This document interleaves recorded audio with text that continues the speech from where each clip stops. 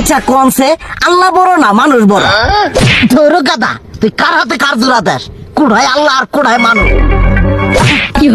যেটা কবার কইছে ওইটা কন। আল্লাহ বড় না মানুষ বড়? আল্লাহই তো বড়। আল্লাহ বড়, তাহলে আল্লাহর কথা না হইনা মানুষের কথা শুনেন কে? কি কইতাছস?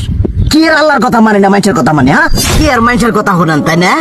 আমনে যে ওই দিনকে ডায়াবেটিসের রোগ নিয়ে যে হাসপাতালে গেলেন, ডাক্তার আপনার কত কিছু খাবার না করলো, সব কিছু না খাই এখন চলতেছেন, তাহলে আল্লাহ যে আপনারে কইছে যে হারাম খাবার না, সুদ খাবার না, কই আপনি তো কাম কাজ বাদ দিয়ে এলাকার মধ্যে টাকা পয়সা না গায়ে খালি ওইলে দিয়েই খান, নিজেরা টিয়াও হালাল ভাবে কামাই করেন না, ওই সুদ তো না কয়টা টিয়া করে লাভ আহে ওইলে দিয়ে দিয়ে চলেন আর পেট বড় বানাইছেন।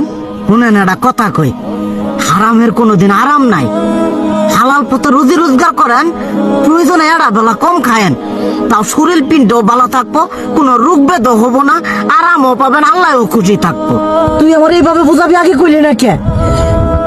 আসলে এই বিষয়টা তো আমি কখনো মাথায় এইভাবে নেই যে আমাদের কখনো ডাক্তার নিষেধ করলে ঠিকই আমরা নিষেধ মানি, কিন্তু উপর আল্লাহ যে কত কিছু নিষেধ করে দিয়ে সেটা মানি না। আর এই যে হারাম পথে টিয়া পয়সা কামাই করতেছেন, শরীরের মধ্যে দুনিয়া রোগ ব্যাত হয়েছে, দেখা যাইতেছে যা টিয়া হারাম পথে কামাই করতেছেন তার তো বেশি টিয়া মনে করেন জ্বলেই যাইতেছে গা বেশি। আজকের পর থেকে আমি আর এই হারাম সুদ খামো না, আমি হালাল পথে চলবো, হালাল টাকা পয়সা ইনকাম করবো।